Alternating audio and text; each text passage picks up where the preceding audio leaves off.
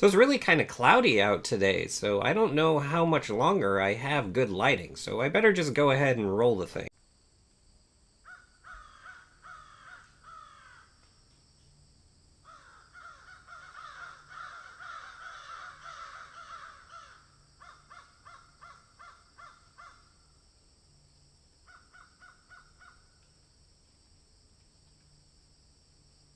Hey guys, Sean here. So here's two things about me. Number one, I am 39 years old. I am turning 40 this year in August.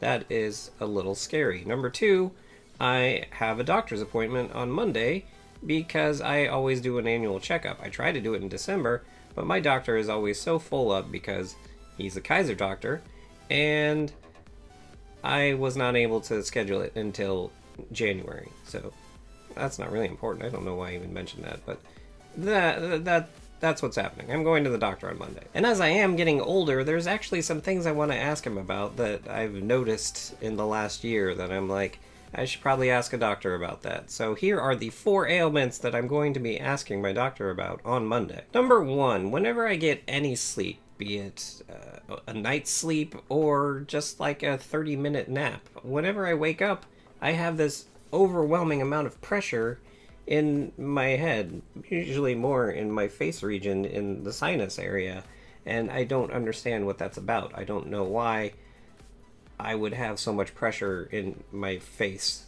from sleeping. It's really weird. I'm hoping it's something that he could possibly explain to me without me having to go to a sleep clinic, because I am fearful of going to a sleep clinic, because anyone that walks into a sleep clinic walks out with a CPAP machine, and I don't want to have to wear a mask around my face every time I sleep for the rest of my life. I'm also probably a little paranoid in the fact that I think that everyone that walks into a sleep clinic walks out with a CPAP machine, but anyone I've ever talked to that has gone to a sleep clinic has walked out with a CPAP machine. See, that's not even true. I do know someone who went to a sleep clinic and didn't get a CPAP machine, but still, in my mind, I think that's how it is. Number 2, a few months ago, I threw my back out and had to go to the urgent care. And when I was there, the urgent care doctor was like, "Did you know that you have a scoliosis in your spine?" And I'm like, "No, it's not something that's been mentioned to me." And yeah, so apparently somewhere in my spine, it jets out a little bit. So I apparently need to take physical therapy for that to get that fixed. So I should probably ask him about that as well. Also, if he's noticed that and didn't mention it, would be interesting to find out. But we'll see what happens with that. I don't have a problem with doing physical therapy. I have insurance that'll cover it, so we're good there. But that'll be interesting.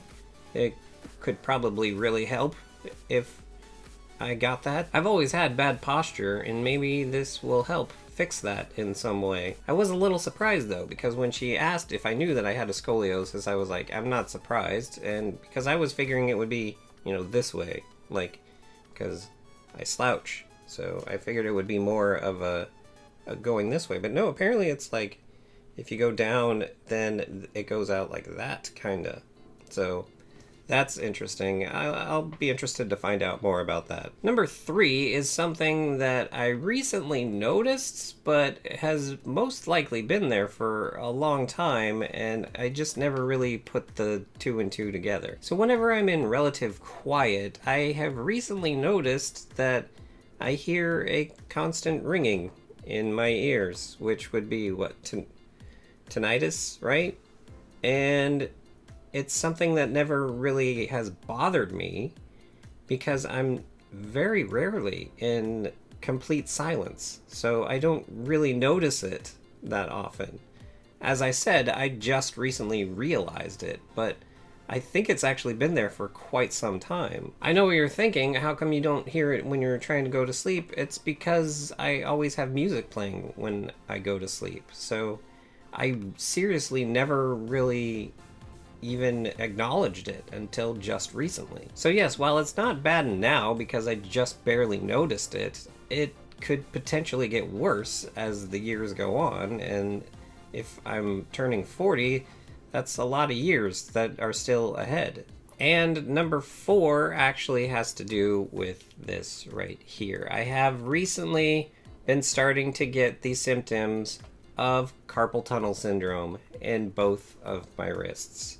I have had times where I have felt them go numb, and I kind of have a constant itching in both of my palms. And those are both signs of carpal tunnel syndrome. I keep forgetting to ask my mother about that because she had carpal tunnel syndrome surgery on both of her wrists, and she will now bring it up when she calls me after watching this video. But yeah, I'm not the least bit surprised that I would be getting carpal tunnel syndrome because I do spend all day either typing on a keyboard or holding a game controller. It's something I always knew would happen, and I'm surprised it's actually taken this long. So as it turns out, 2019 could be a year of just fixing my body. So that'll be fun. Luckily I have the insurance for it. But anyway, that's it for this video. It's a short video this week, so let me know in the comments down below, have you had any of these symptoms that you've noticed? The weird pressure in your head when you wake up, or any sort of scoliosis that you've been told you have, or tinnitus, or carpal tunnel? Let me know in the comments down below, and we'll talk about it. You can let me know that everything will be okay. That'll be reassuring. And while you're down there, if you like this video, go ahead and hit the like button. And if you'd like to see more of the crazy crap that goes on around here, go ahead and hit the subscribe button. And if you'd like to help support the crazy crap that goes on around here, go ahead and hit up my Patreon. And with that, have a good however long it is until you watch my next video.